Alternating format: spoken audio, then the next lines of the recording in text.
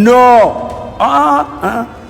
ቆዩ አንድ ጉዳይ ላይ፣ ክረሙ አንድ ጉዳይ ላይ፣ ዋጋ ከፈሉ በአንድ ጉዳይ እያቃሰተ ያለ ወያቴን ሰማ ያልኩ ነው። ስጋና አጥንቴ ተላቋል አለ። ስለ ጭቅጭቋ ሲል ከፈረደላት እግዚአብሔርማ ለምርጦቹ እንዴት ፈጥኖ አይፈርድላቸውም? ስለ ጽናት፣ ስለ ክርክር፣ ስለ አቋም፣ ስለ ትህትና ሲል እግዚአብሔር የልቡን ይነግርሃል። በጽናት ያለመናወጥ እቆያለሁ። መጠበቂያ ላይ ቆሚያ ቶሎ አልመለስ እቆያለሁ። ሉቃስ ወንጌል ምዕራፍ 18 ላይ ያለችዋ ሴት ትዝ ትላችኋለች? መበለቷ መበለት ናት፣ ብቸኛ ናት። ቀጥሎስ ድሃ ናት።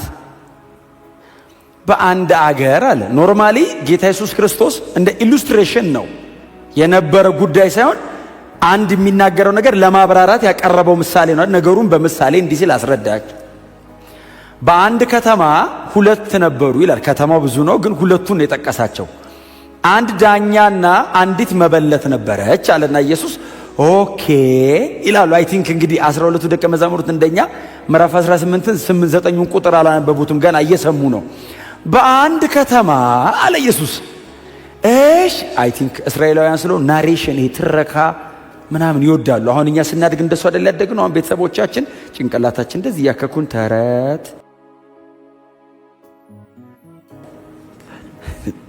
የበረት ደስነ እንቅልፍ ይዘናል በዛ።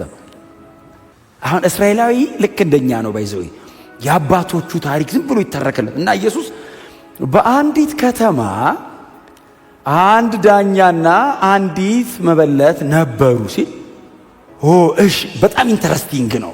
ስለምን ሊያወራ ነው? ዳኛው አለ እሺ ሲሉት እግዚአብሔርን አይፈራም ሰውን አያፍርም አለ።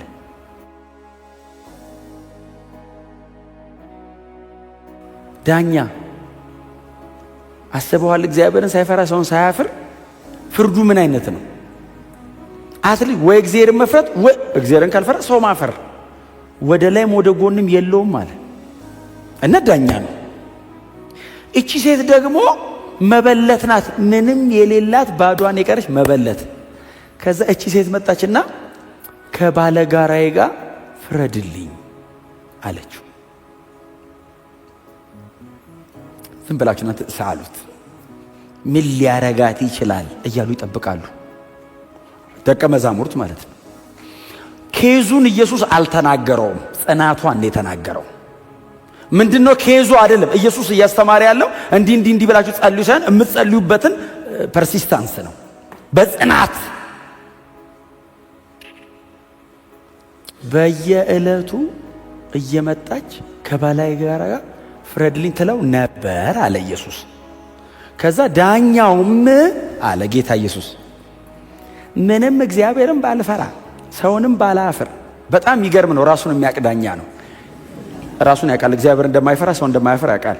አትሊስት ማወቅ ጥሩ ነው። 50% ይቀንሳል። እንትን ሰው ሳያውቅ እኮ ነው የሚያስቸግረው። ምንም አሁን እኮ አንዳንድ ሰው እኮ በጣም አመፀኛ ሆኖ እንደ ጻድቅ ይኖራል። ማወቅ ጥሩ ነው። አትሊ ለንስሐ ዕድል ይሰጣል አይደል? ሰው ከነ ኃጢአቱ እንዳይሞት ያደርገዋል። ምንም እግዚአብሔርን ባልፈራ ሰውንም ባላፍር አለ። እሺ ይገርማል ይላሉ። ራሱን ያውቃል። አዎ ይገርማል። እየመጣች እንዳታስቸግረኝ ስለ ንዝንዟ ስል እፈርድላታለሁ አለና ጌታ ምንድን ያለው? እዩ እንግዲህ አለ ይህ አመፀኛ ዳኛ ያለውን ስሙ። ስለ ጭቅጭቋ ሲል ከፈረደላት እግዚአብሔርማ ለምርጦቹ እንዴት ፈጥኖ አይፈርድላቸውም? ኢየሱስ እያወራ ያለው ሳታቋርጡ ዘወትር ጸልዩ። ፐርሲስታንስ ሳታቋርጡ መቼ? ዘወትር። እስከ መቼ? እስኪመለስ። በመጠበቂያ ላይ እቆማለሁ፣ ስለ ክርክሬ የሚመልስልኝን አውቅ ዘንድ እጠብቀዋል፣ እቆያለሁ አለ። ስለ ጽናት፣ ስለ ክርክር፣ ስለ አቋም፣ ስለ ትህትና ሲል እግዚአብሔር የልቡን ይነግርሃል።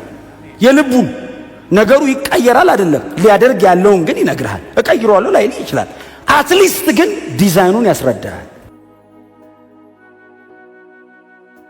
አካሄድ፣ ጽናት፣ ትህትና ትዝ ይላችኋል። አክዓብ አመፀ እና እግዚአብሔር መጣና በኤልያስ በኩል እንደዚህ ያለው አክዓብ አለው፣ አቤት አለው፣ በጣም አመፀሃል አለው።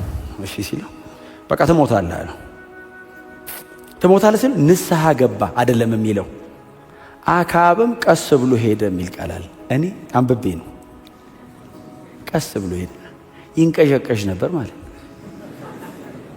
ቱር ነበር የሚለው ቀስ እያለ ሲል እግዚአብሔር መጣና ኤልያስን እንደዚህ ያለው ኤልያስ ሆይ አለው። አቤት ሲለው አክዓብን ይኸው አለው። አይ ቲንክ ኤልያስ እንትን ላይ ሆኖ መንገድ ላይ አየሁ መሰለኝ። እንዲህ ሲል ቀስ ብሎ ሄደ አለው። አዎ ሲለው በቃ ባንተ ዘመን አላረግም በለው። ቀስ ብሎ ስለሄደ ወይ እግዚአብሔር አልተንቀዠቀዠም ብሎ ትቼዋለሁ። ነገሩን የምታደርጉበት ልብና በነገሩ ላይ ያላችሁ አትኩሮት እግዚአብሔር ወደ እናንተ መልስ ይዞ እንዲመጣ ያደርገዋል። ዕንባቆም እግዚአብሔርን አውቆታል። ባይዘው ኬዙ በጣም ከባድ ቢሆንም እጠብቀዋለሁ አለ። ለምን መሰላችሁ? አሁን ተመልሼ ገብቼ ከተማ መሃል አብሬያቸው የሚያደርጉትን ባደርግ ለውጥ የለውም። እግዚአብሔርን ብጠብቀው ግን በመጣበት ሰዓት እንደሚቀይረው አውቃለሁ። ታዲያ ነገሩ እንዳለ ሆኖ እኔ ከእግዚአብሔር ጋር ነኝ አለ።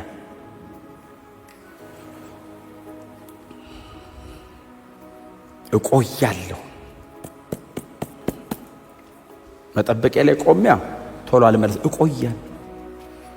ሌላ የምታነቡት ክፍል ልስጣችሁ። መዝሙር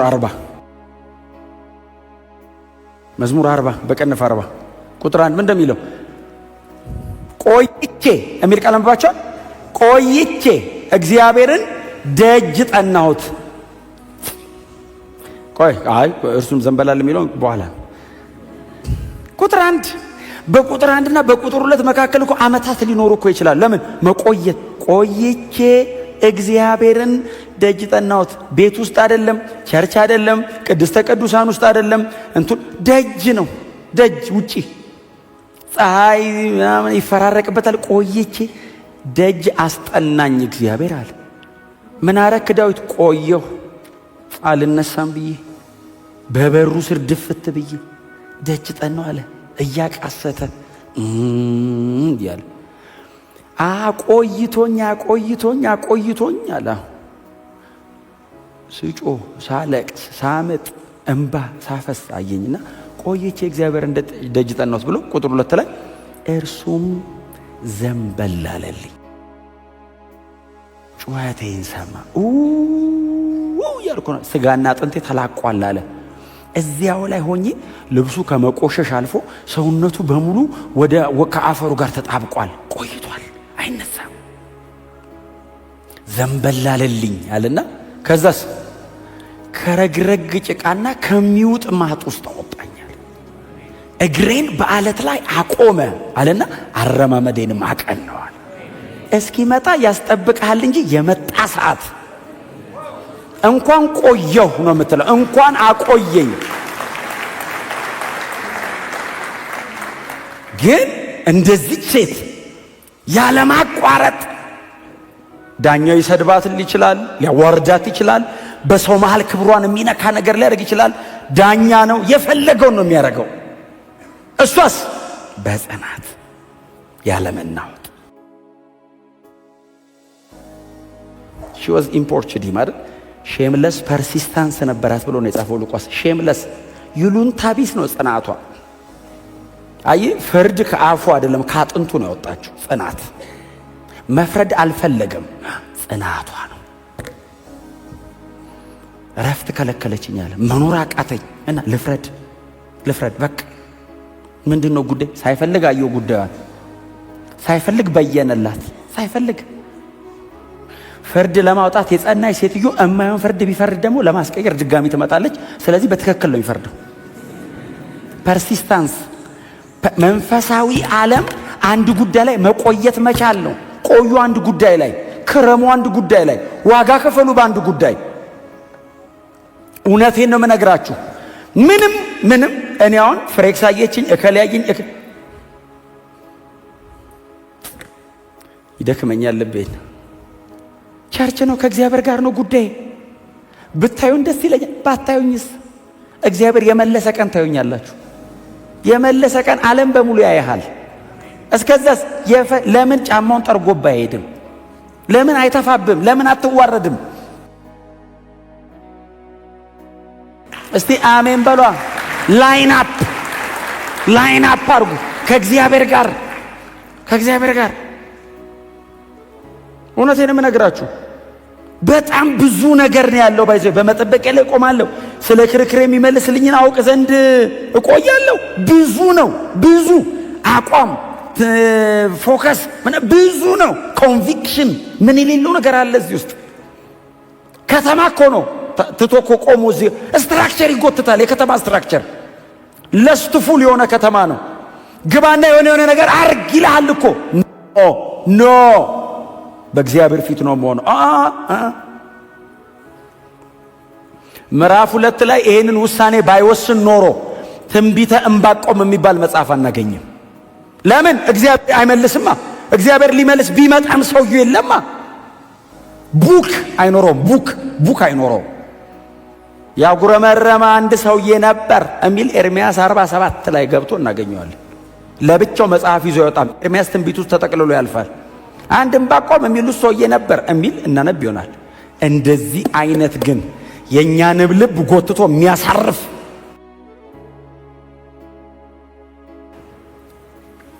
ክርክር የሌለበት ሰው የለም። እርግጠኛ ነኝ በዚህ ዘመን የመጨረሻው ዘመን ነው። ጻድቅ እየተገፋ ኃጢአተኛ የሚበረታበት ዘመን ነው። ምንም ጥርጥር የለውም። ከእግዚአብሔር ጋር መወገን እንደ አመጽ ሊቆጠር ይችላል።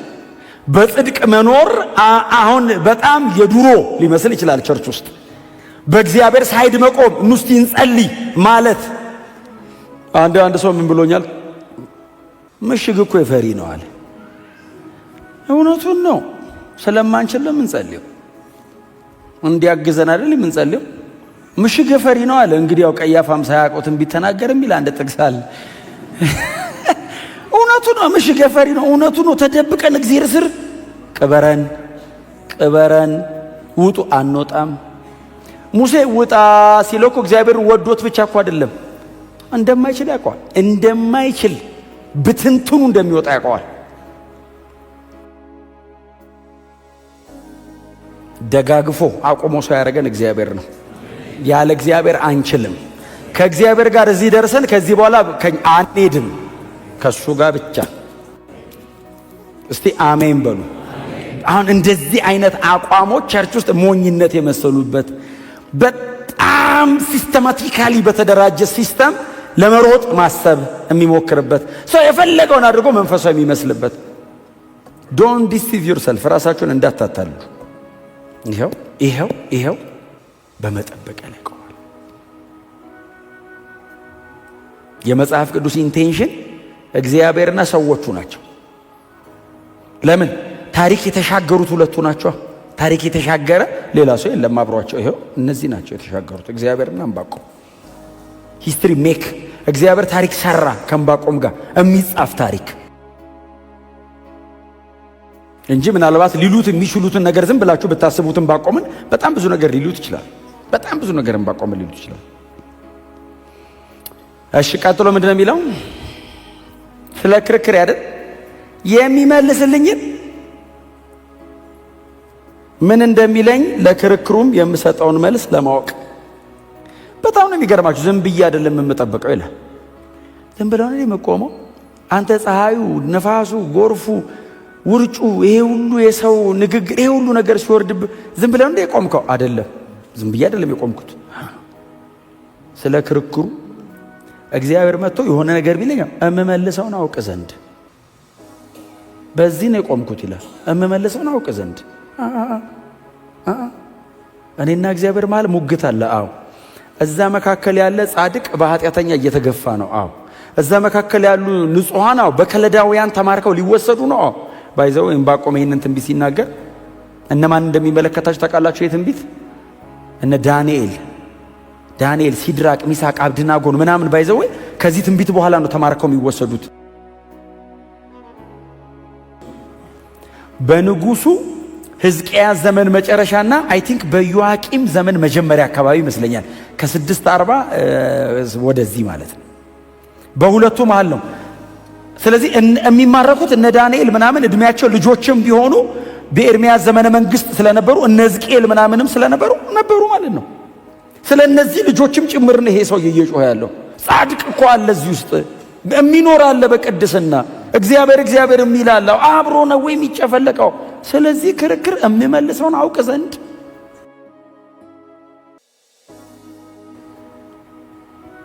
አንድስ እንኳ የለም ካልኝ እግዚአብሔር አራሉ ልል ነው ቆሜ እና በጣም ሲሪየስ ከእግዚአብሔር ጋር ተያይዟል ሰውየው። እግዚአብሔር ሉዓላዊ እንደሆነ የሚያውቅ